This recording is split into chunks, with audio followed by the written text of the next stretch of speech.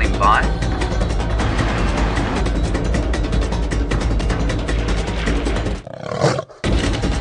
Five, 4, 3, 2, 1. You are live, you are live. Hello again and welcome to a wonderful afternoon out here. It's a bit windy today, but that's not going to stop us. And my name is Taylor, and on camera with me this afternoon we've got VM. Welcome back again, VM. Now, we've stumbled across a beautiful herd of impala with lots and lots of pregnant ewes. And I know that yesterday Jamie and Brent were desperately trying to find the first impala lamb of the season. But it doesn't look like today is the day. Well, with this herd anyway. There are a couple of them that look rather plump and sort of seeing their mammary glands looking nice and swollen. And I wonder if it's similar, like it is with horses, where if they get the waxy substance coming off of their udder, that normally is an indication that within a couple of days or so they should give birth. But you can see how round they've become just in the last couple of days. They're definitely looking a lot bigger than they were, and all we need is one impala to drop their lamb, and well, then we're going to see lots of these little creatures bouncing around. And I suspect that quarantine is going to be a fantastic place to spend most of the drive on. But not today, but that's all right. We've got plenty of days to come, but we're going to continue. Now, I know that James said to me just before he left he was quite keen to go and see if he could follow up on the Nkuhumas. And, well, our plan, we don't really have a plan this afternoon, do we, VM? What I'd like to do is try something a little different and just go and bumble on a couple of my favorite roads and see what we come across. Obviously, it would be very nice if we could find a leopard. So I'm going to head over towards Treehouse Dam area, where Jamie said that she had some leopard tracks. So maybe we will have a look and see what's happening there. And of course, well, your favorite, one of the favorite people of the viewers is back, and that is Steph. And he is itching to say good day to you, so let's go over to him. Good afternoon. Yes, I am itching to say hello. It feels like I haven't been out on Bushwalk in absolute ages. And a very, very good afternoon and welcome to the Bushwalk part of this afternoon's PM Drive with myself. I'm Steph Winterboer, and on David today. Oh, on camera today we have a David, not a David on a camera.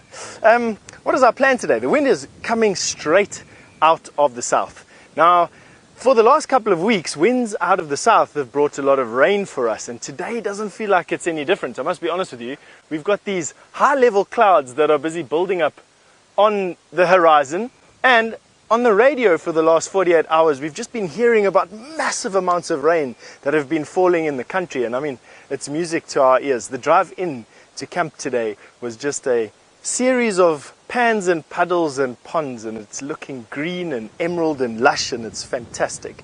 Down at our level, of course, on foot, you can have a look at what's giving it most of its color, and that is not grass per se. There is grass here. That is very obviously a piece of grass, but it's mostly forbs and shrubs, weeds and flowers that are coming up. They've come up first. They're a little bit more aggressive than what the grasses are, and over time, as you see the spring turn into summer and deep summer, the grasses will continue to grow and flourish, and eventually what they'll do is they'll eclipse all of these forbs. But what it does do is just add this unbelievably beautiful color to everything at the moment. It's just such a pleasure to be out here, I must be honest with you. All right, we're going to be heading off in this direction over here. One is because the wind is slightly at our back, but what I do want to do is sort of cut around into the valley on the far side over there, cut around, and then come up on the crest of that far hill all the way over through the trees and through the bushes. That's what our plan is going to be today. Are we going to find anything out there? I'm not too sure, you know, to be quite honest. I heard James say this morning that there wasn't too much out on Djuma this afternoon, and that would be a rare thing considering everything that we've had out with us the last couple of weeks. Has been fantastic. Right off the bat, have a look over here. We've got a little millipede eating some fungus that is busy growing inside a crack in the bark of this beautiful apple leaf tree. You can see there, this is where its head is, and it's just busy feeding, probably on some fungus or a moss that's growing on that exposed bark. Now, not a lot of animals can actually eat these millipedes, to be quite honest. They have a hydrocyanide in them that they secrete through tiny pores next to their legs, and it sort of covers their scales. These cylindrical scales get covered in a waxy, very bitter, burning substance, this hydrocyanide, that in large quantities is actually quite toxic for anything to eat. And it requires a very special digestive system to actually process them. Very few animals can do it. Scorpions, of course, there's a whole wide range of scorpions that can eat millipedes. And then the civet is well known for eating millipedes. And then from time to time I have seen mongoose tackle a millipede, but quite honestly it's rare that you see them actually eat one. And they're far more interested in scorpions and spiders and other bugs. Something's got this millipede's attention there. You saw him jerk there, and I think what's happened is he tried to pull off a piece of this vegetation. I'm actually not too sure if he's actually eating some fungus here or feeding on the rotting leaves and flowers that have fallen into this crevice in this bark. The apple leaves have just finished flowering, a beautiful purple colored flower. And what we're seeing lying inside these crevices are the leftovers or the remnants of those flowers. Now, of course, these bushwalks are as interactive as what the drives are. And let me just get out of the sun over there. I've got David going, you're in the sun. These bushwalks are as interactive as what the drives are. And you can ask us any question you want. You can use the email address questions@wildearth.tv, or you could use the hashtag Safari Live. And on that note, and while we cross over here, we're going to send you over to James. I'd like to say hello.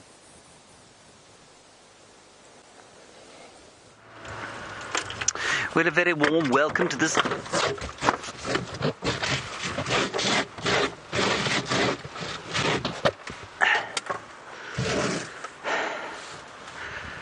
Well, a very well...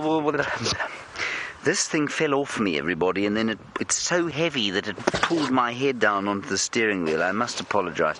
All right, let me just recompose myself. Excuse the scratching noise that's going on. Wonderful. Okay.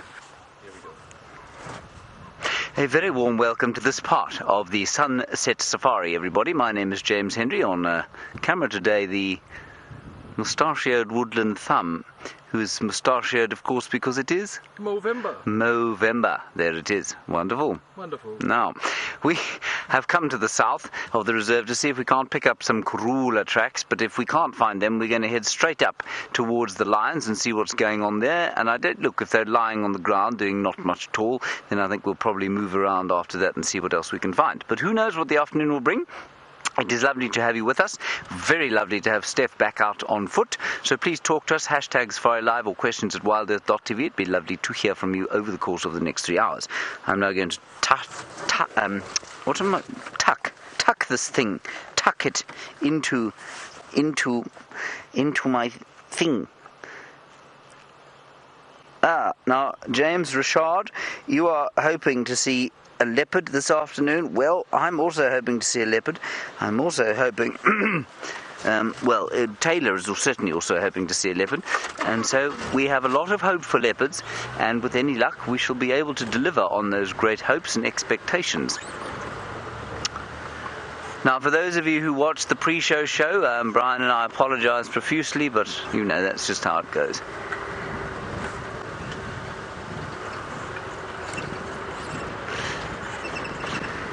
Now we're going to go to Twin Dams down here, which is of course a single dam, and we'll see if we can't spot something there. We did have some baboons around here, but they took fright at Brian's mustachioed thumb and flew off.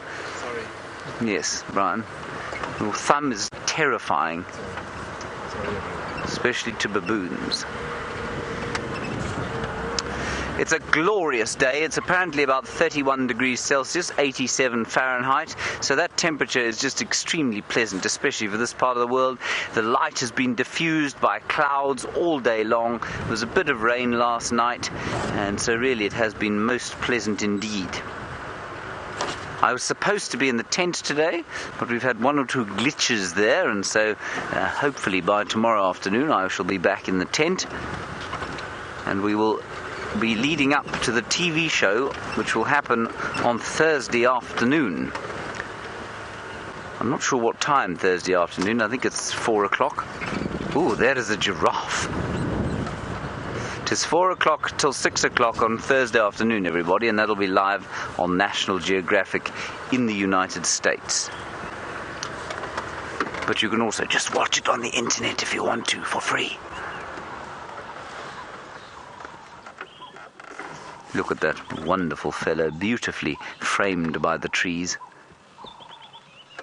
Isn't that nice, Brian?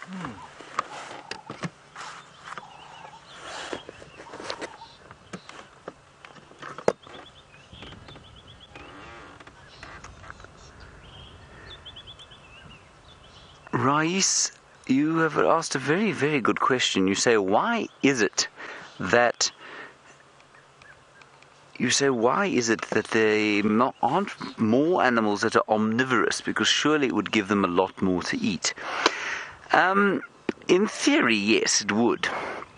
But it also means that you have to have a digestive system that's able to be, what do we say, gosh, I've lost my mind completely. Able to multitask, if you like, for want of a better term. So to digest vegetation only, you've got to have a very specific set or suite of bacteria in the gut. Rumination, for example, is one such strategy where you obviously regurgitate the food, just like this giraffe's about to do now, I think. If we watch him carefully, he might do it. Otherwise, he's not quite going to. He needs to fill up his stomach first. Then you get to something like a warthog, which is let's go with a bush pig, which is omnivorous. And their gut is kind of half good at digesting vegetation, but it's not great at digesting it, and it must find other things to eat as well. So I think it's probably got to do with the fact that to get a multitasking digestive system together is really not very easy. It's expensive, and it does mean that you cannot use one or other food source to its full potential. So, for example, we're omnivorous, but we're hopeless at eating vegetation. We'd starve to death out here very quickly if we couldn't hunt. And then if we look at something like a monkey or a baboon, they have a relatively good time of it. I mean, a baboon is largely omnivorous, but they cannot eat anything like the number of leaves that giraffe can. So I think it's probably got to do, Rais, with the fact that to create or to have evolved a multitasking digestive system doesn't necessarily confer an advantage, because the two different kinds of digestion are so very different. The enzymes required, the acidity required, the amount of chewing required, the length of the intestine is completely different as well. So I think you'll find that's why some or most animals are specialists. It was an excellent question, and I had to think on the fly to get it out. All right, the water hole's just down here. We'll just have a quick look there. Paula, you say, a bird landed on that giraffe's head. You will find, Paula, that giraffe has birds landing on its head all day long, and they're extremely helpful birds. They're called, if I can still up there, they're called oxpeckers. There it is. And the oxpeckers, Paula, come in two different varieties. One the red-billed, the other the yellow-billed. And that red-billed oxpecker there it is.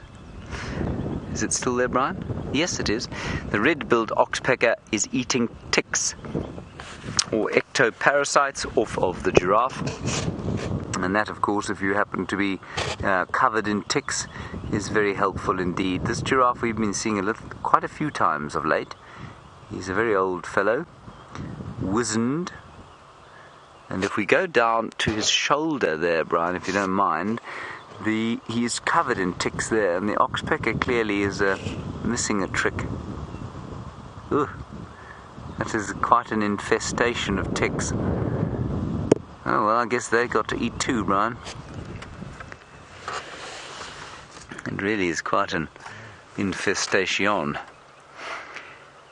Now, you'll find, of course, that the oxpecker is not a great eater of ticks unless they are filled with blood, so it's quite possible that those ticks are not sufficiently filled with blood for the oxpecker to bother about with them. But eventually they'll be picked off by an oxpecker if they suck off enough blood, and you'll find in that area of the giraffe's body, they get whipped off by the tail. They're just in front, probably, of where the tail is able to whip. Very whippy tails, and they probably will also be rubbed off when the giraffe goes past a suitable tree or bush. It will rub itself up against them, and the ticks will drop to the floor. Gorgeous. Righty, we're just going to nip around the corner to the waterhole here.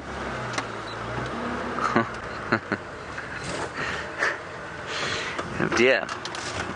I always find it slightly distressing to get a question from somebody called Enlightened Guru, because it brings to question, of course, how enlightened you can be, Guru. Enlightened Guru, I am of course being completely sarcastic and facetious. Enlightened Guru, you say, what eats giraffe? Out here, probably only lions. A very large clan of spotted hyenas could take down a giraffe. There are one or two records of leopard, big male leopard taking small giraffe, so that's possible, but it would normally only be lions. And often lion prides become specialists in eating certain things, and the Nkuhumas certainly of late have become absolute specialists at devouring buffalo, and they've eaten a huge number of buffalo over the last little while. But you'll find that they don't go for giraffe. They've certainly eaten giraffe before, they've certainly killed them before, but at the moment they're real buffalo specialists. And mercifully for the giraffe of this area, there aren't any real sort of giraffe specialist prides here. Where I used to work, up at Ngala, which is about 50 kilometers to the north of us here, there was a big pride of lions, and they used to specialize in hunting giraffe. There's 24 of them, and they used to take giraffe down sort of once every 2 weeks or so. There you are, Enlightened Guru. I like to say Guru a lot, you see, so that's why every time I mention your question I will say Enlightened Guru. Brian, do you like to say Guru? Guru. You see, it isn't a very satisfying word to say, is it not? Nothing at Twin Dams Dam. So we'll head back up towards the lions, I think. Right, Stefan Winterboer apparently is lying on his belly on the floor, I think. So let's go and find out if he's getting prickles in his tummy.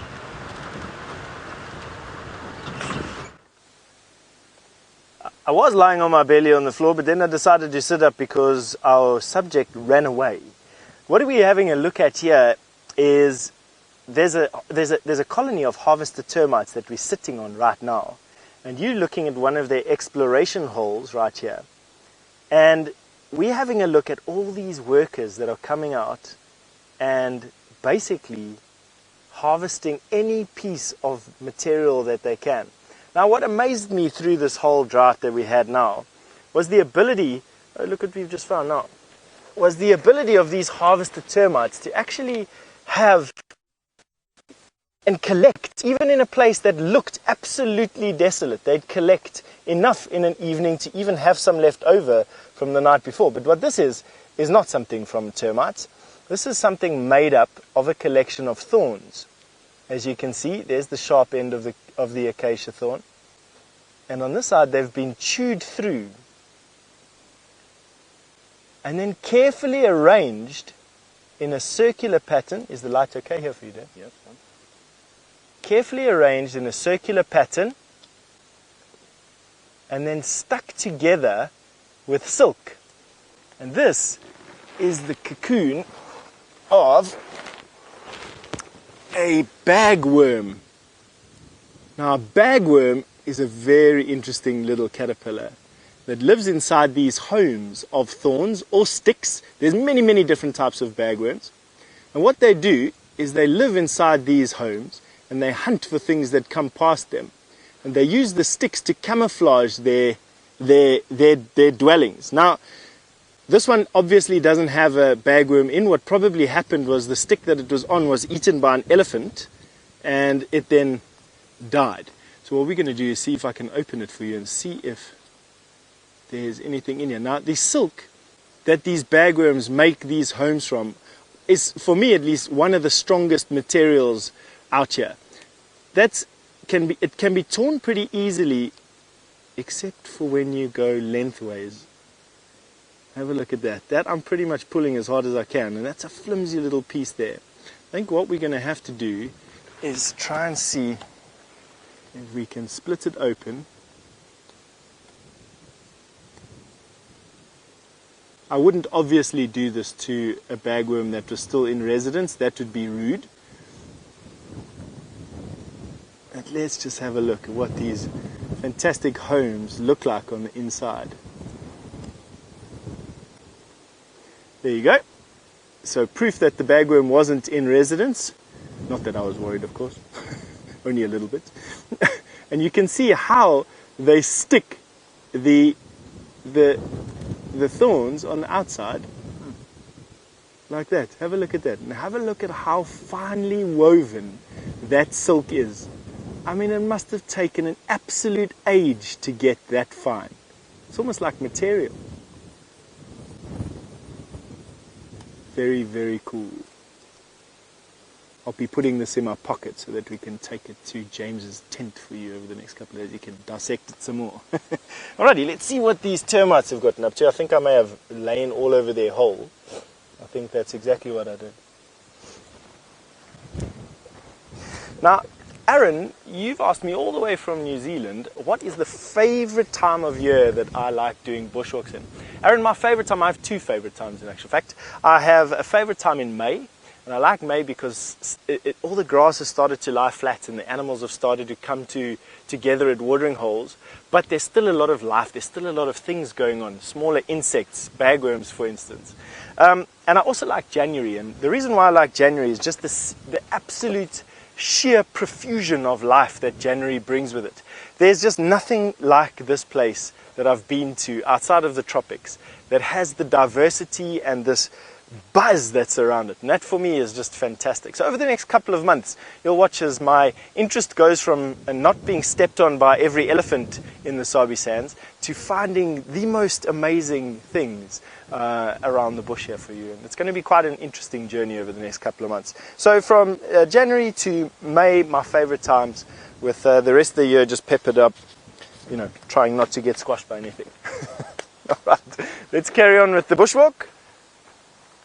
We are planning on going through the dip in front of us a little bit over here. Right now we're walking on a seep line, and basically what a seep line is, it's a marshy area that would start to leak water when the bush is saturated. So it's going to be interesting this year to see when the crests are saturated enough so that the water starts to leak out of these seep lines. And you'll see where we're walking now will actually be covered in a thin layer of water where we are walking now. This by January or February will be covered in a very thin layer of water. Now, we are going to send you over to Mr. Henry, who has a big hairy surprise for you, I think.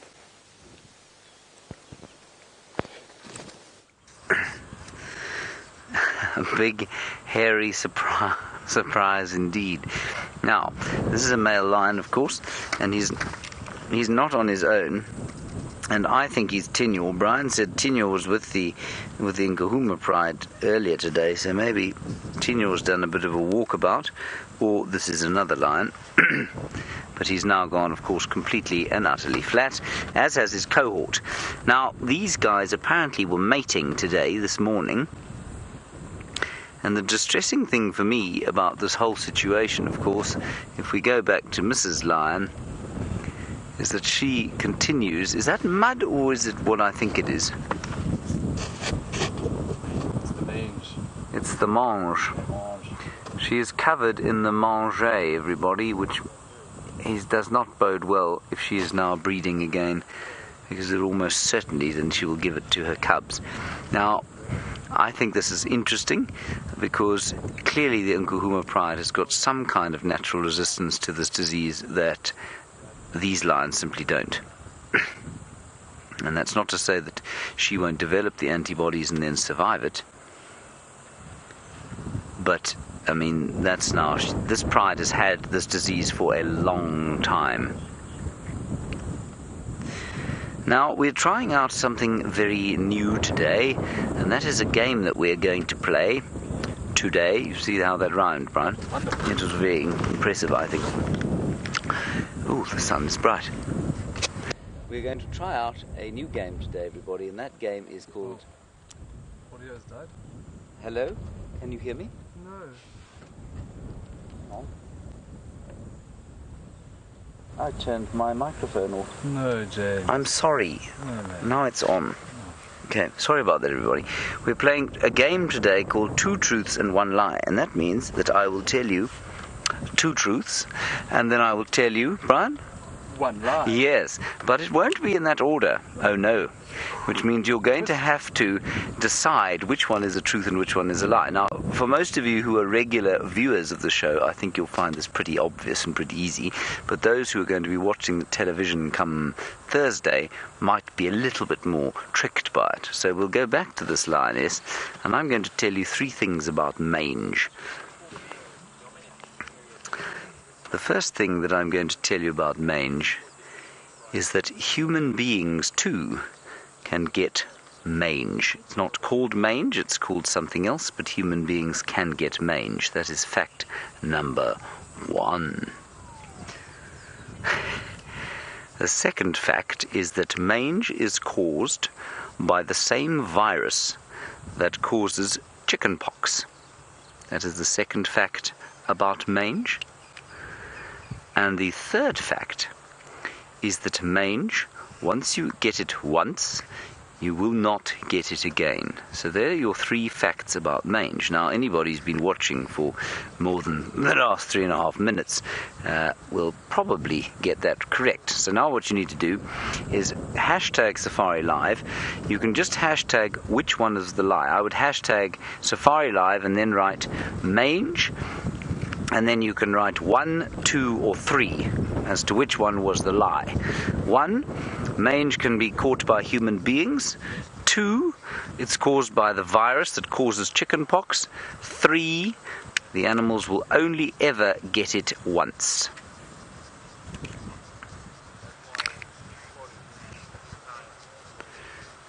Now, what's interesting about this fellow as well, I must tell you, is that he also has got...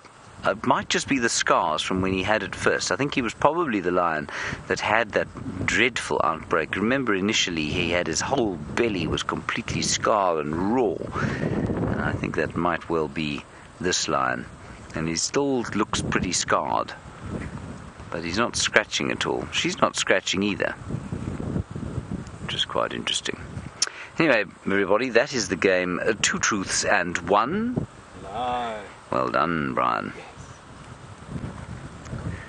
Right, while you're considering which great untruth I've just spoken to you, let's head across to Taylor, who's got something that the lions here like to eat only normally when they're young and succulent.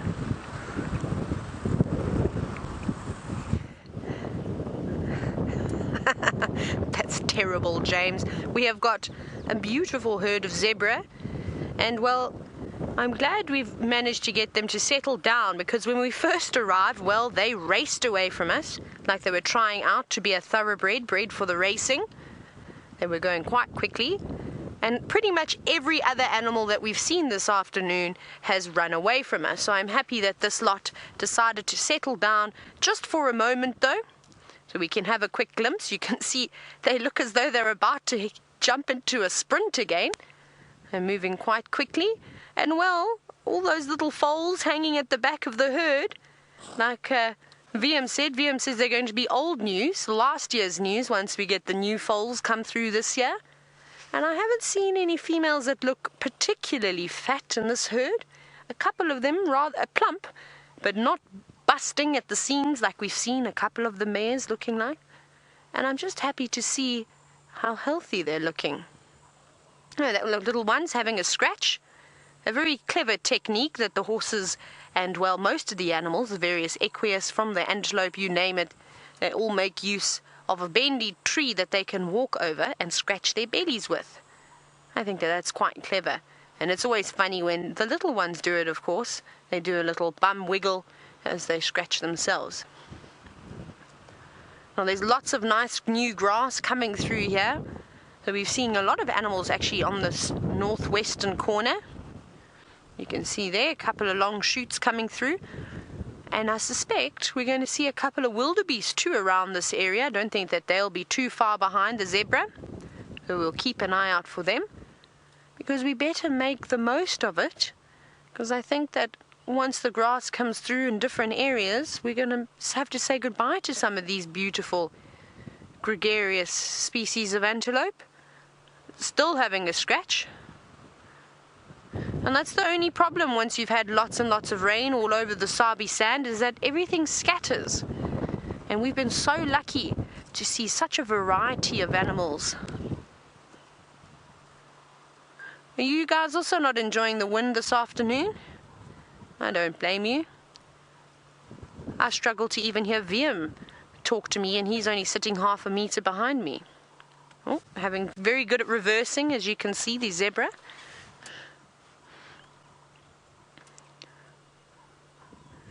Isn't this just lovely? And all their manes are sticking up nice and straight, so we know how healthy they are.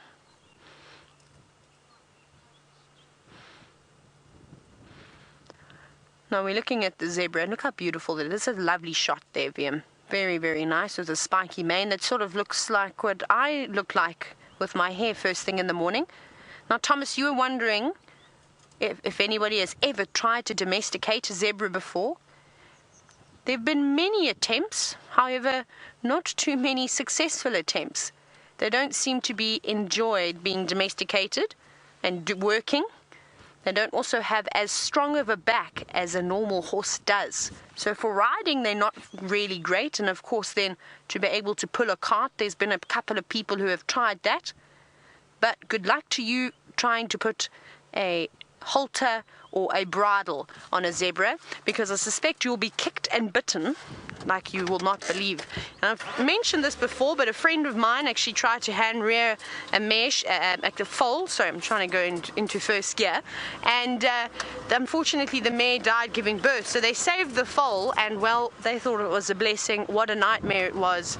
As that thing got older, it kicked and it bit, and it demanded if you did not give a bottle, well, and to try and feed it as it got older too got quite difficult, got very feisty, and you wouldn't want to end up on the wrong end. What I want to do now is, as we're in the wind, we're just quite close to Sydney's dam. I just want to have a look and see if there's anything happening around there, and then we shall continue. I'm going to probably just check the boundary, have a look at a couple of dams. But because of all that rain that we've had, all the mud wallows are going to be filled right to the brim again. So I don't know if we're going to get all the big animals coming in for a drink at the specific watering holes. It's something else that's quite difficult. Let's see what's up ahead. I've already seen one impala who was standing on the road, but took one look at us and ran away. Let's see who else we've got.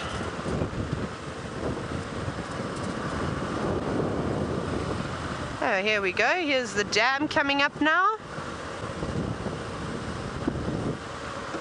Hello, warthog. Warthog, don't run away from us.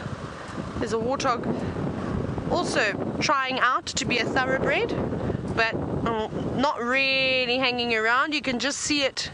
Here it is. You go back slightly, and I think we may get a view. Here we go. Hello, Mrs. Warthog. And isn't this exciting? Not only are we seeing the impala with the big bellies, but you can clearly see that the sow has got little piglets inside of her. Now that's one of my favorite things, is all the little piglets that we will hopefully see soon running around. And off she goes. She looked like she was rolling in the mud. Let's poke our heads a little bit further forward and see what else we've got. I want to get a better view of the dam. And I apologize if I'm sort of closing one eye. I got some sunblock in it, and it doesn't seem to want to sort of get out of my eye now. It's burning. Not much at the watering hole. It's looking still a bit grim here. But you can see a couple of impala in the distance, a few waterbuck, a wildebeest right at the back. Very typical to see around a watering hole. But that seems to be it. I think we might have missed them coming down for a drink, and well, they've all got their heads down having something to eat. But it seems as though Steph is back in full force this afternoon, and he's got one of his wonderful creepy crawlies for you to see.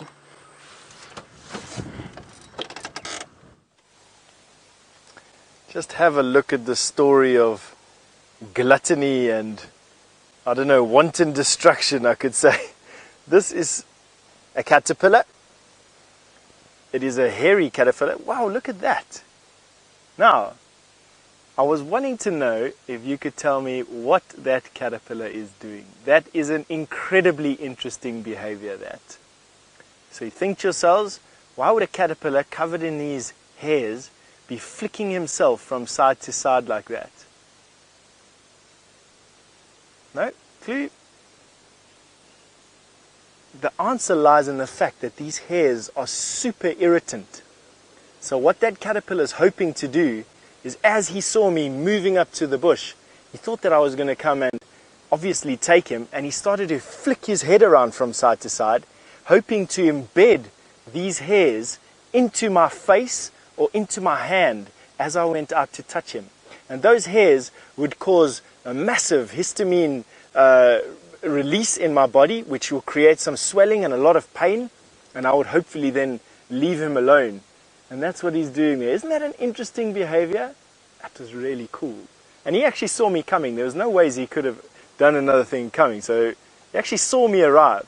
Now this particular caterpillar, I think, is a caterpillar of a moth. Only because the really big caterpillars like this for butterflies are all greenish in color. But just have a look at him going at this last little senna leaf. And I'm going to show you something now while he finishes this off. Have a look at this little senna plant here. There he goes on another flicking escapade. Sorry, guy. Luckily he can't spray those hairs off, otherwise I'd be in a lot of trouble over here. But have a look at this bush. He has managed to eat every single leaf on this entire tree. This is a senna tree, and we use sennas as a mild laxative. In actual fact, the product called Senacot comes from this particular tree, or from compounds that are contained within this particular tree. But this caterpillar hasn't only just finished all the leaves on this particular tree, but it's also finished all the leaves on this particular tree. This caterpillar was probably born here, ate all the leaves on this tree, and then moved across and came and finished all the leaves on this tree. And if he's not quite at the point he needs to be before he needs to pupate, he'll move over to the tree that David's busy struggling with over there at the moment, and he will eat all of these leaves as well. Isn't that crazy that just one caterpillar can do so much damage? Now, a lot of you have been asking me while we've been talking about that, if that flicking of the head was some sort of defensive move, and that's absolutely correct. So that is exactly what it was doing. It saw me coming, it then released the hold of itself on the front, and it started to flick around that very hairy head of his in an effort to drive those hairs into a would-be attacker, hoping to drive those hairs into my face or my hands as I was picking him up. And in some cases, the burn that's associated with these caterpillars' hairs is just absolutely intense. And I would imagine that with this caterpillar resorting instantaneously to flicking its hairs like that, it's not going to be a fun time if you get those in your face. All right, we're going to leave him to finish off his tree, carry on with our walk, and James has got something he'd like to show you. Now everybody, that is a remarkable little thing. It is called a plated lizard. Now, I'm in two minds as to which plated lizard it is, but I think that it is a juvenile giant plated lizard because they are supposed to have be black with yellow spots on the back and bars. No, there's no bars on the sides. It is black on the back though with yellow spots, isn't it? Let's go with giant plated lizard juvenile, everybody, but it could equally be a rough-scaled plated lizard, quite possibly. I will try and reverse a little bit, Brian. You will notice that Brian is whispering because we just don't want to frighten it. It's quite by chance we've managed to get any shot at all.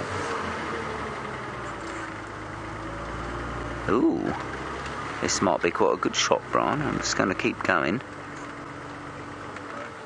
Go for broke. Dum. That is fantastic. How cool is that?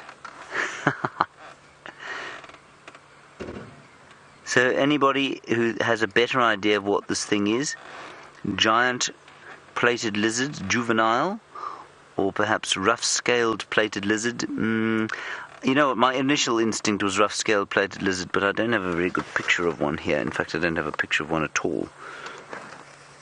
It just doesn't look like a juvenile to me. Why doesn't it look like a juvenile? Well, I couldn't really tell you, to be honest.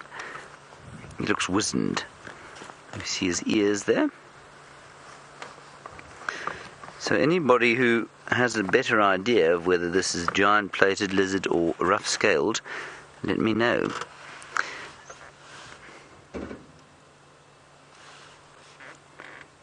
Very cool.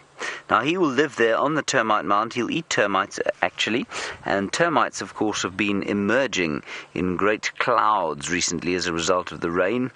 The sort of royal emergences have been happening, and hopefully we'll see one of those tonight. I just think it's one of the most wonderful things to see. And this chap is just breathing very quietly, sunning himself on this glorious Saturday afternoon. He's having a wonderful time.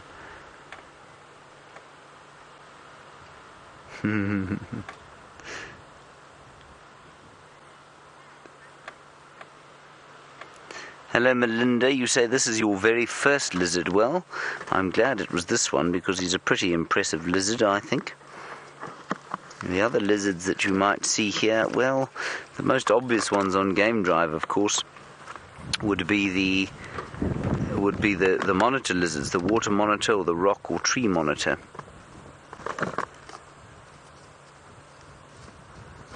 I think that's wonderful. Very, very nice spot indeed.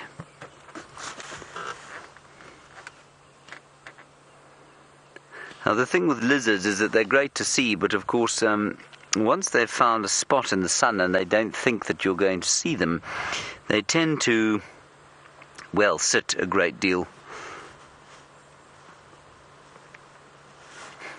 and breathe. He's breathing, you see that, Brian? I'm going to let go of the brake, everyone, so just going to shake slightly. There we are. He's about, you know what, you can't actually see his size. So, Anne, you reckon a rough-scaled plated lizard? Yeah, I agree with you, Anne. I think that is exactly what it is. And it's about probably just over a foot long. From the tip of its little nose there to the end of its black tail.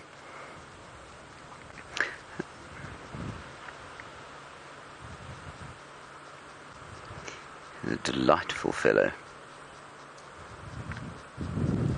Gorgeous.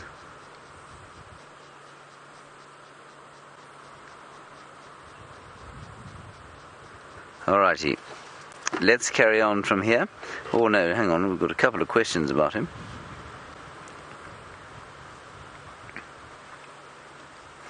Hello, red dog. You're wondering if this lizard has got teeth since it eats termites. It does have little teeth. They're not particularly terrifying, but it does have teeth. It doesn't only eat lizards, at least termites. I think you'll probably find that it eats lots and lots of different kinds of invertebrates. I'll just quickly have a look again. So it'll probably eat grasshoppers and basically any kind of invertebrate that it's able to catch. But he really is a rather magnificent fellow. Now, what does the book say they eat? Yeah, insects, grasshoppers. That's what they're going to go for. I can't believe I got that right. Quite impressed with myself, Brian. Lots of tail there. Righty, that was the rough-scaled plated lizard. Wonderful. On a Saturday afternoon here in the Kruger National Park, South Africa. Right, on we go. We'll see if we can get into that lion sighting now with the Nkuhumas. I noticed that nobody has answered my truth and lie question yet. Sorry, James. Ah.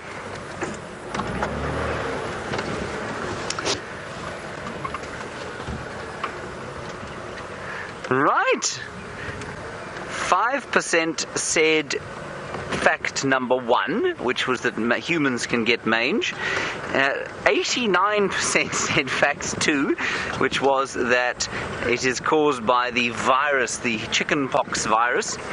And 6% said fact 3, which was, of course, what was fact 3, Brian?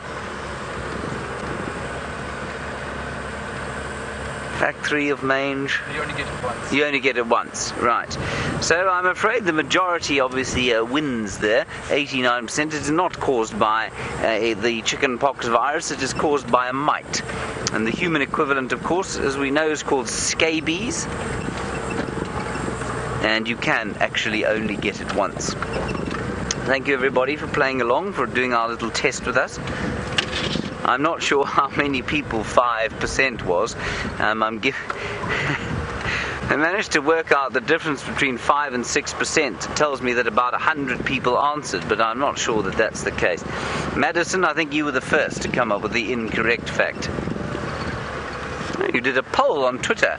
Excellent stuff. Well done, Kirsten.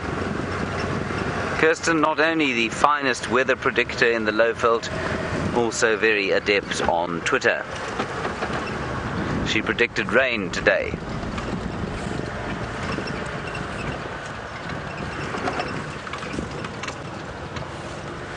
Do you see any rain, Brian?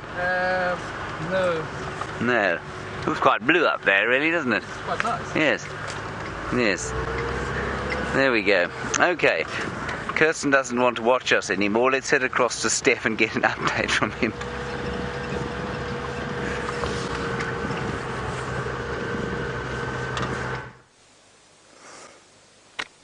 We were just spending some time with this fantastic marula tree, and when I came around the side, something white caught my eye. But that wasn't the only thing that caught my eye, but come with me down here, down while we have a look at this tree. This tree has obviously had an injury to it at some point, and it's allowed fungus and borer beetles to cavitate the inside of this particular tree, and what it's doing is it's providing a hunting ground for a variety of different organisms. But probably the most exciting one for me to see here is at the end of this little stick that I'm going to be showing you. I'm going to be using this little stick as a pointer. You just follow my little stick into there and see if you can see what we're seeing right there. Have a look at that. Camouflaging itself down to swaying in the breeze. That is a crested locust. It's still a juvenile, I think. I'm not too sure. You know, we've been seeing so many different species of crested locust lately that I really wouldn't be able to tell you whether or not this was full grown. What I can tell you is that it's probably female because of the lack of wings. The crested locust females have no wings. The males are the ones with the wings and fly around. But just have a look at the exquisite detail on this particular locust. There's the head and the little antennae. There are two of them there. And then this ridge, that's where it gets its name, crested locust, from. And then the legs, the jumping legs, are folded tightly against the body there. Just have a look at that. That little wobble there, designed purely and simply for camouflage. What I mean by camouflage, let me show you here. Let me put this crested locust a little bit into the sun with some background. I want to scare them. But just have a look at that. Absolutely almost invisible if you didn't know what to look for. Now, camouflage does two things. It keeps the insect safe at night time when it needs to rest, but it also keeps the insect safe during the daytime when it needs to feed. That crested locust mouth is positioned on the bottom of its body, so when its head is down and it has this very elaborate camouflaged headrest, it can then hide while it's busy eating without moving, because movement seems to trigger strikes with insect predators, and birds for that matter of fact as well. They'll wait for an insect to move and then they lock onto it, and that's when they get snatched up. So the better you blend into your environment, and the less movement you make while feeding means that you just stand a better chance. And that's exactly the strategy that the crested locust is using. Now, another interesting thing is the fact that there's all these eggshells underneath here. Now, it's not the whole egg, it's just the eggshell, as you can see. I don't really know what bird it's from, other than that it's got this beautiful sort of greenish tinge to it, and it was quite a large egg.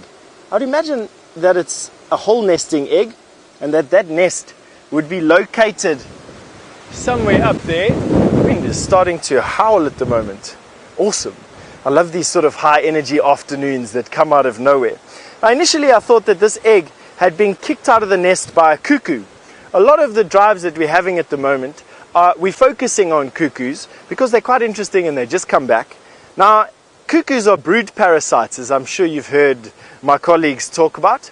And brood parasites will come and kick out a host's egg and then replace it with one of their own.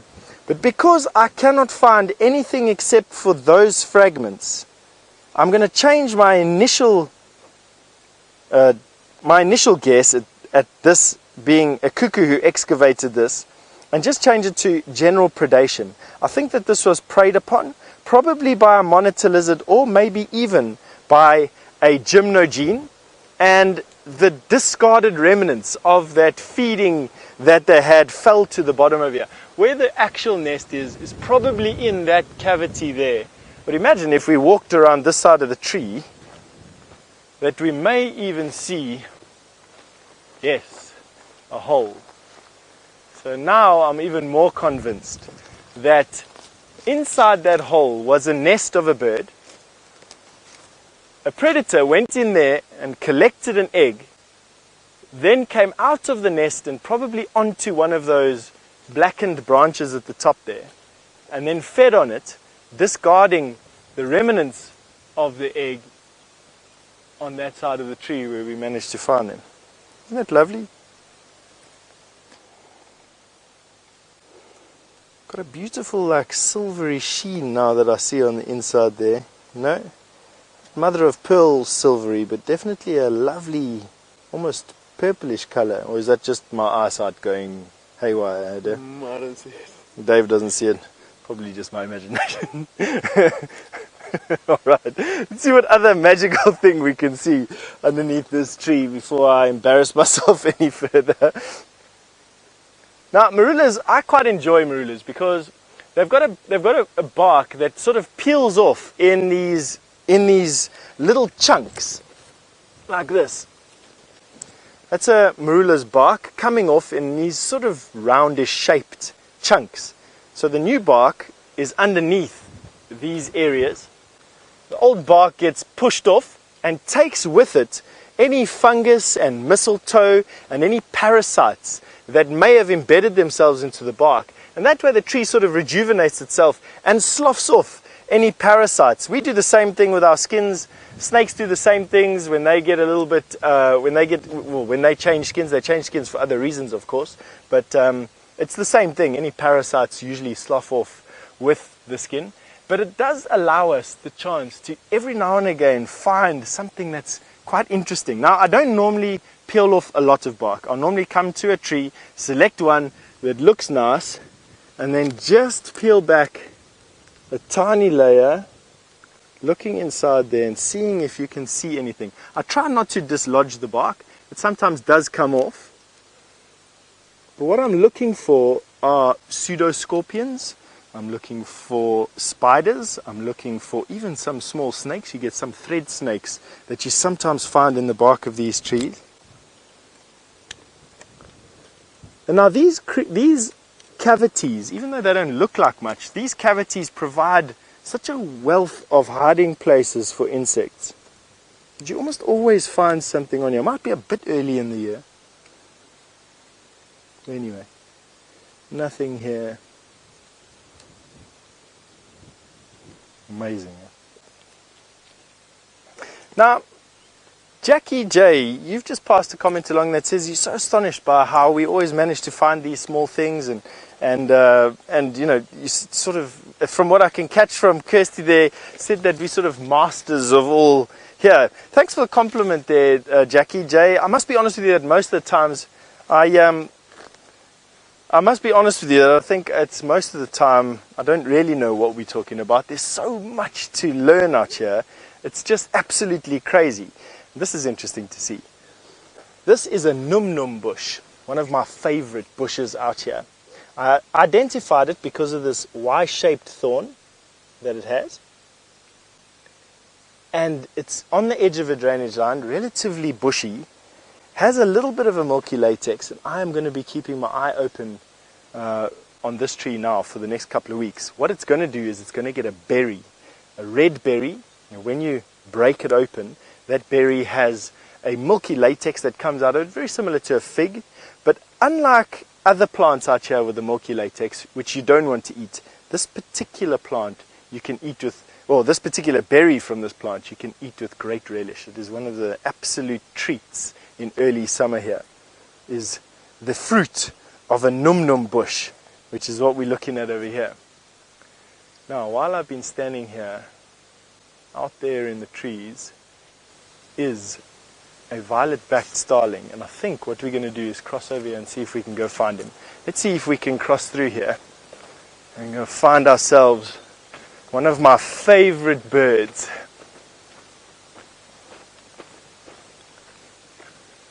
Okay, I think I see him.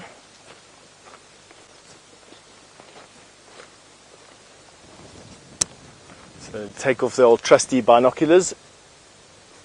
We're on the slight wrong side of the tree here. Come with me, please. I'll try to do it as quick as we can, probably another minute or two. Watch out for Ariel there.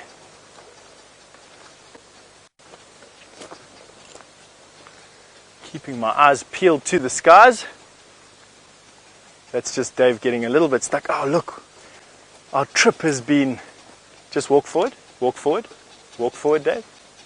Walk forward. There we go. We just hold up on all these branches over here. Come look through here, the gap here. That bird that you're seeing over there is doing a dance. Chittering. That is the greater honey guard. Now, not quite the violet-backed starling that I wanted to show you, but equally as impressive. These birds have been calling to humans and honey badgers for centuries. In actual fact, to the point where people believe that there's actually a bond between these birds and people. And that chittering that is so attention-grabbing is designed solely to get your attention, and it absolutely caught my attention. As soon as this bird flew into this area and started making this noise, my attention was diverted. The story goes that if you follow this honey guard, it'll wait until it knows it's got your attention.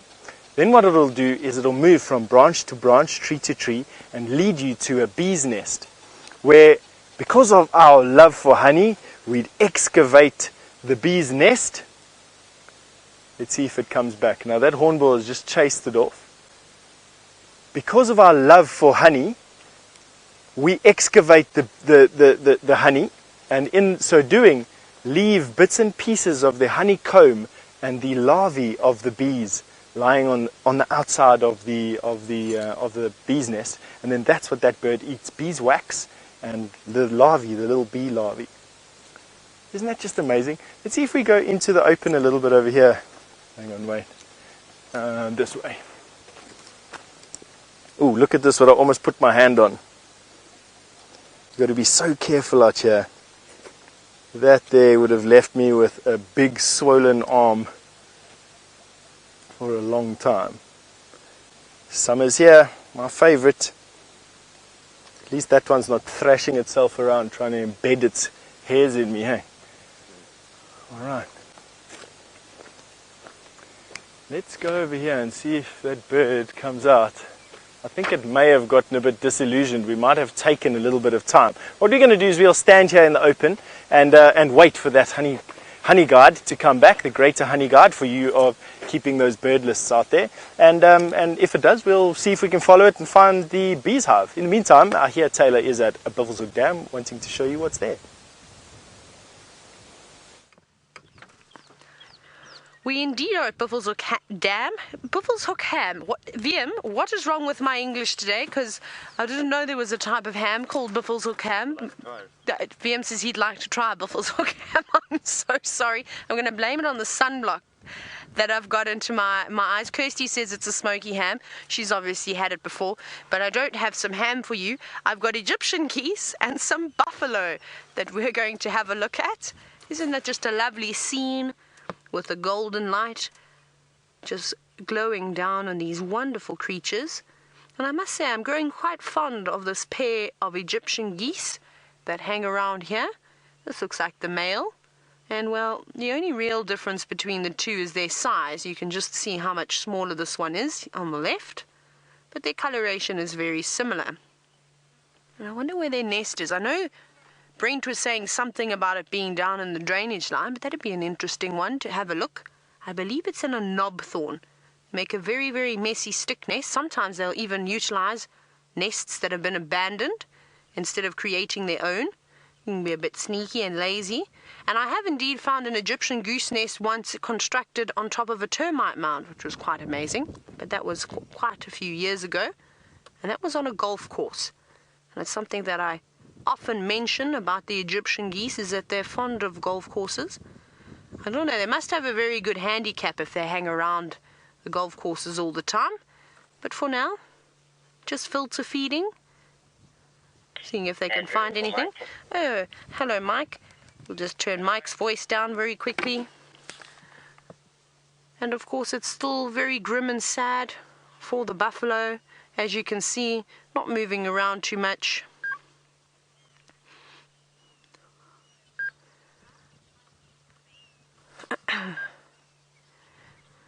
Now Zoe, you've shown some concern this afternoon about the buffalo carcasses that are around, and I think it's a good thing, and you're also wondering if there's going to be any disease brought about. Now, not necessarily, just because there's so many scavengers around at the moment, and even the predators will feed on them too. They don't just have to be vultures and hyenas. The jackals are coming through, munching away. The vultures are probably having a field day. And we've actually got a vulture sitting up on top of that dead knobthorn. And I wonder if they perhaps haven't been feeding on that buffalo carcass which died in Bushwalk Dam. It was then removed. We'll go and have a look in a minute. But this is a white-backed vulture. And I think there's just enough of them around to actually clean up. And the flies are doing a great job at the moment. They're laying lots and lots of eggs, and the maggots are completely decimating carcasses, which is wonderful as well. So speaking of carcasses, let's go and have a look. Those buffalo look very, very sad, and I suspect that they were just really sitting there, just trying to not use as much energy as possible. So sitting in the water trying to stay cool is probably a good idea. But let's go around the corner. Let's have a sneaky look from here. Can you see it over there, VM, the carcass? Just down the road.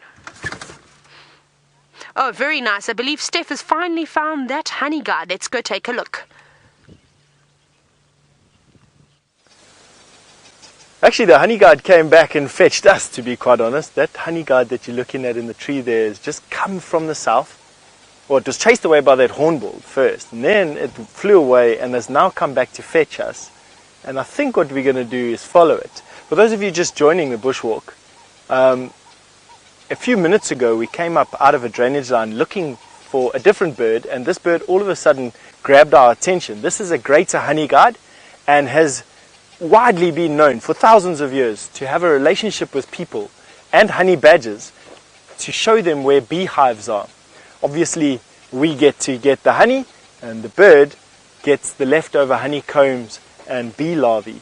So what I want to do is just make sure that this bird knows that we're here, and by doing that I walk straight at it. Now there he goes, and in an exposed spot again at the top of the tree there. So it doesn't want to hide from us. Exposed spot at the top of the tree. So what we're going to do is make sure that he knows we're there. Let's follow him again. Now obviously there's a folklore story that goes with this as well, and part of it is if this bird shows me where the beehive is and I don't open the beehive or I don't leave him any honey, the next time I follow the next time he finds a beehive, instead of leading me to the beehive, he'll lead me to an angry leopard or an angry snake. That's as the folklore goes. So I'm just going to show it. There he goes. He's flown off south. He did see me. Okay. Let's carry on going. I might just get a bit, as we're walking, a little bit faster. Now, of course, the danger here is that while I'm looking at a bird in a tree, I'm not looking for the buffalo on the ground. So just keeping my eyes open here. Okay, I can hear him there. Yes, little guy, we can hear you. There he's sitting. I'm going to show you now. Once again, on an exposed stump. I'll try and silhouette him against the sky for you so that you can see him. Oh, he's flown away, but there he is in that tree over there. So this closest silver cluster leaf to us here. Got him? Is he up top? I don't see. He's just on the dead branch. If we go down here, he'll actually almost be silhouetted against the sky on the tree line. Let's go closer. Don't worry, we'll get you a bit closer. Come on. Yes, we can see you, little guy. There we go. All right, come here, Dave. You can see him now. Now, there he goes over there. Come down a little bit, you'll see him silhouetted. Now, you will notice that there's a slight blur on the lens that we have here. It is a problem that we know about. It's a little bit of condensation on the inside of the camera, making it a little bit blurry at the moment. So please just excuse us for that. It's something that we just saw, and we will get it rectified over the next, who knows, when we get the camera in for a service. But let's show. Alrighty, we're going to carry on with our. Let's just show him we can see you. We're going to carry on letting this honey guide lead us to wherever he's leading us. How exciting. And we're going to send you over to James, who's just found a waterbuck.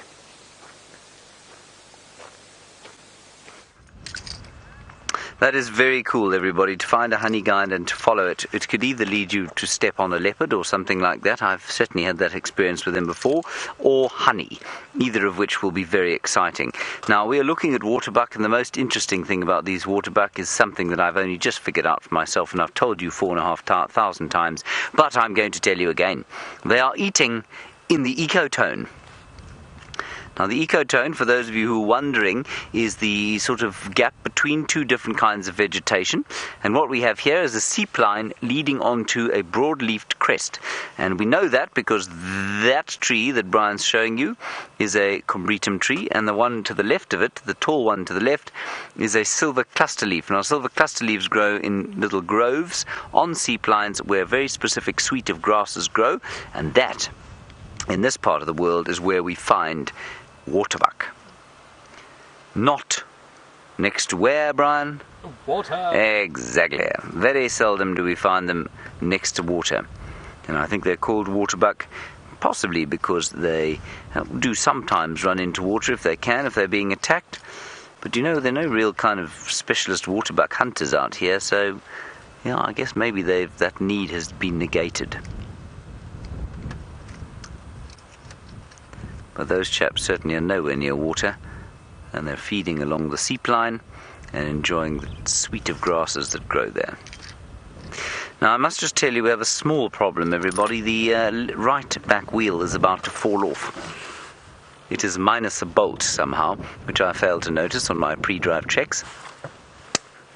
And so we're just going to nip round the corner to home and put a bolt on, so that we don't end up sort of listing to starboard quite severely. No one likes to list to starboard, do they, Brian? No. Right, Taylor is with some scavengers of the sky, so let's go and find out if they've seen anything to scavenge.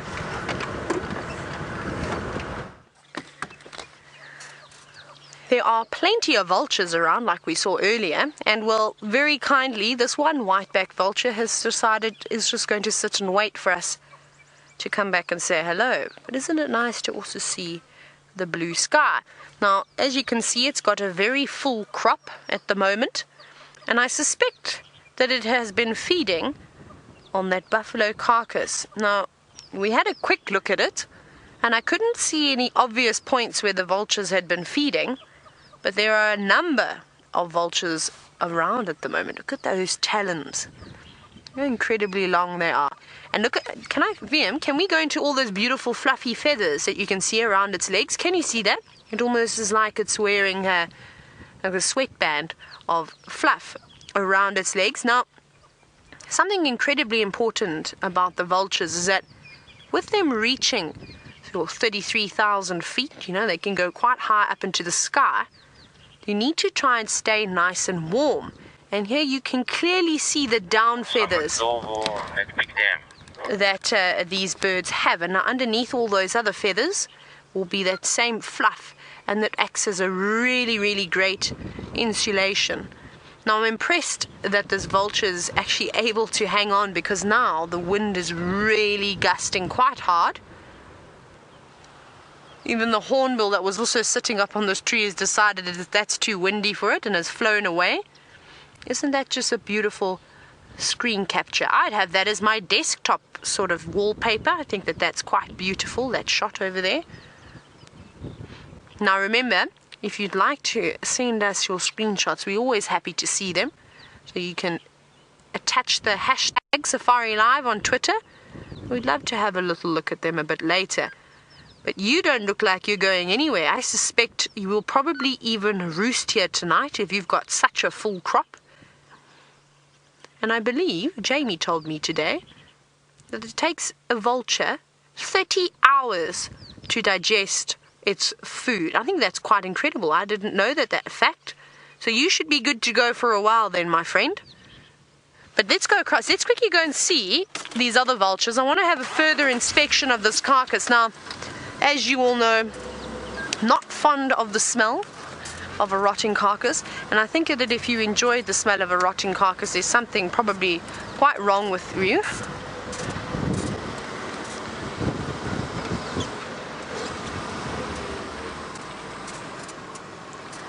Now, Sabrina, who's age 13, hi Sabrina, you want to know if other buffalo will investigate the carcasses of buffalo.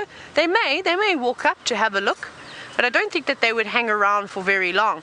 Now, I'm hoping the wind is going to be in our favor today, but here's another view. Here's two beautiful white-backed vultures, and now we've got the light at an even better angle. Isn't that lovely? And you can see that they've got very dirty heads. Can you see that now?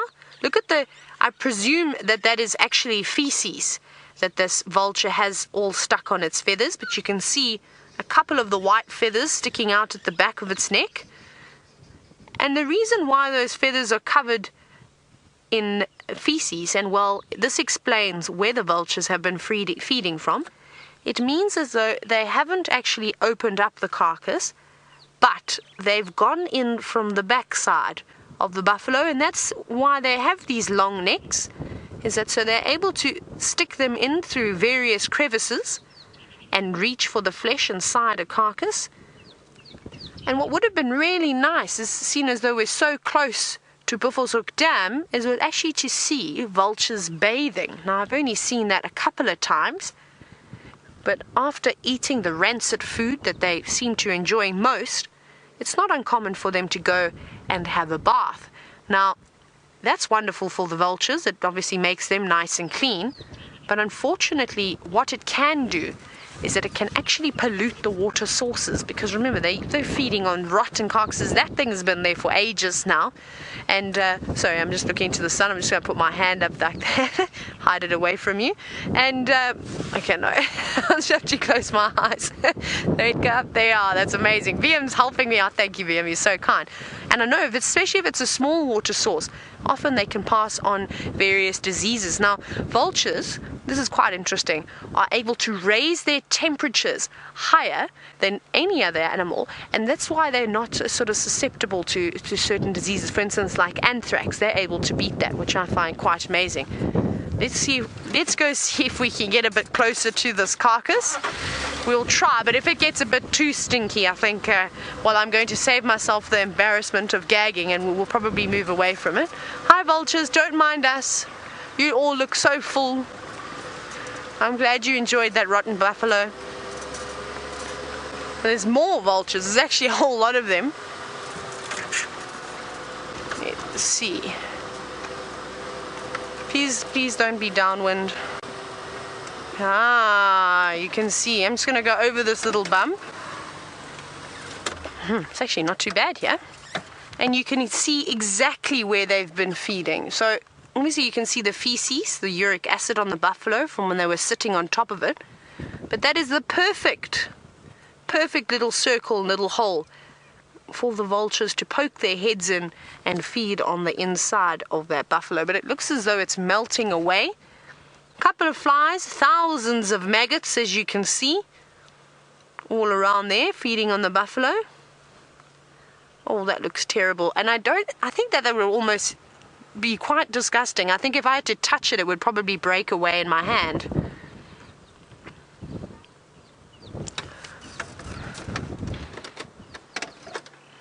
Now, Liz, you've commented about all these maggots that are on this buffalo and what we've been seeing, and you're wondering if that will then increase the fly population, which will then obviously feed the birds. And you're quite correct in saying that. And I want to just find, I saw a little francolin running around here now, and I suspect that this francolin, it seems to be camera shy, but I think it was probably feeding on the maggots. A very tasty meal. And it's, there we go, there it is. There's a crested francolin. Now I can smell the carcass too. Now, and it's not the first time we've seen something like this. We've seen it quite often, where the crested francolins will sneak through in a sighting and pick at the maggots on a carcass that the lions would have been feeding on. Doesn't that smell delicious, VM?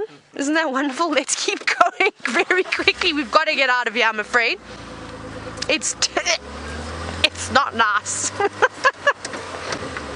I'm holding my breath. I need to get out of here. Sorry, go away, bird. Oh, it's still very stinky. And of course, we'll bear it because it's not often that we get to see a go-away bird up and close. What are you eating? Termites. Let's see what this go-away bird is feeding on. Hello, you're very curious. This is so close. This is only a couple of feet from my vehicle. Look at those funny looking toes. Now, it's flown right down onto the ground and it's after something. Now, we normally see them feeding on fruit from the guarri trees, of course, to the, let's go forward. I think they're going to be quite relaxed. Oh no, there's a nice view. You can actually hear it calling. So like I was saying, they feed on the fruit. They love fruit. But I wouldn't say no to a termite if one popped around, and I think that's what was on the ground. And there's a couple of them around here. There's another one just on the right that's being blown off the tree. It's actually quite funny, the one just over there, Vim. Can you see it to the right? No, on the other side of the road. Oh, that's... There, yeah, this one over there. Meow, look here. That one is doing handstands, desperately trying to grip onto this branch now that the wind has calmed down. But let's see if it happens again. It almost did a full rotation. It was actually quite funny to watch. Come on, big gust of breeze come through. And that's what happens when you have a long tail, and as broad as the tail of a go-away bird. As soon as the wind gets underneath it, it could almost flip you right over if you're not prepared for it. Come on, please do it again, wind. Or go away, bird, have you learned how to hold on now? But isn't this lovely? And a very common bird as well, just to see around in Johannesburg in the gardens. A lot of people like to feed them. Like I said, if you take an apple and you perhaps put a nail in the tree and you stick an apple through the tree, well, that will attract not just these beautiful birds, but of course the crested barbets, also very common in the garden.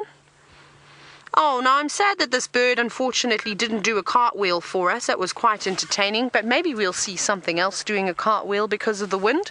But I'm going to keep searching for anything out here, anything interesting this afternoon.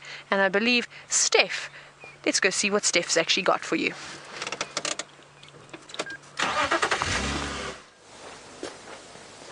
Now, we are actually still with this greater honey guard. Can you believe it? We've probably covered about a mile or so since you were last with us.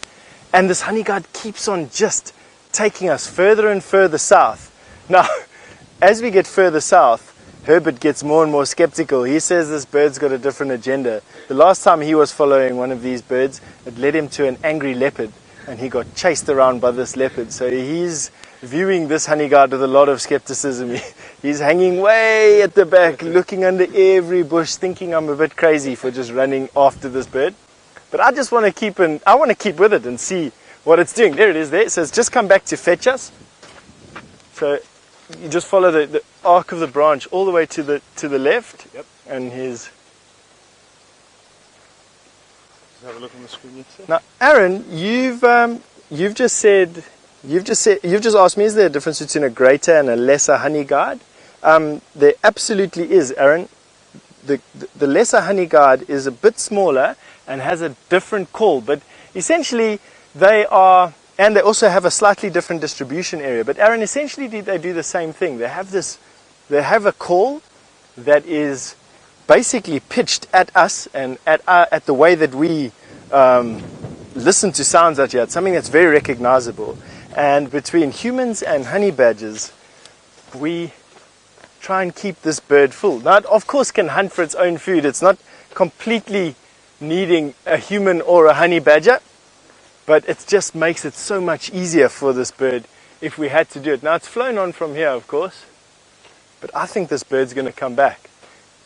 Let's carry on going down here and see where this bird leads us. Oh, look. Oh, there was another plated lizard, but it's disappeared into its termite burrow. I hear James was showing you a rough-scaled plated lizard, and this was exactly the same. Here it comes again. Yeah, here it's going to land on this dead tree, I think. No? Yes? I'm hearing it chittering. That bird that you're seeing at the top there, that's a magpie shrike. There he goes. There's the honey guard, just landed next to it on the left-hand side. There he is. That's the greater honey guard, chittering at us. So let's follow him. Let's just make sure he knows that we are coming. We're coming. I can't wait to see what's at the end of this honey guard's trail. To be honest with you, it could lead us into the middle of the Kruger going for a couple of days. You know how birds go. There he flies off there.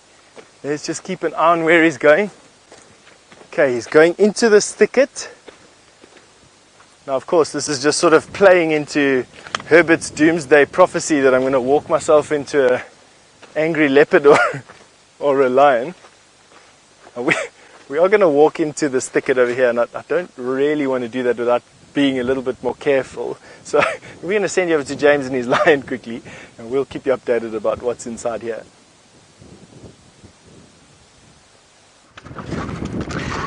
Now, this kind of a sighting, everybody, is called a drive-by, and what we're going to do is just go through quarantine clearings, because there's this vast herd of impala, and they're all rather pretty, and the light is soft and gorgeous, and you'll see them running, and I just think it's a really nice wide shot to show you. And we're also, of course, scanning this whole herd for little baby impalas. There are some other impalas. Sorry, I saw in front there, and of course it's very difficult to keep up with what Brian's doing. Then we should there soon pass some nyalas as well. Isn't that gorgeous? There are the Nyalas. There's one young Nyala bull. There he is. I'm a great fan of the drive-by, I must say. Now, what are you doing, young fellow?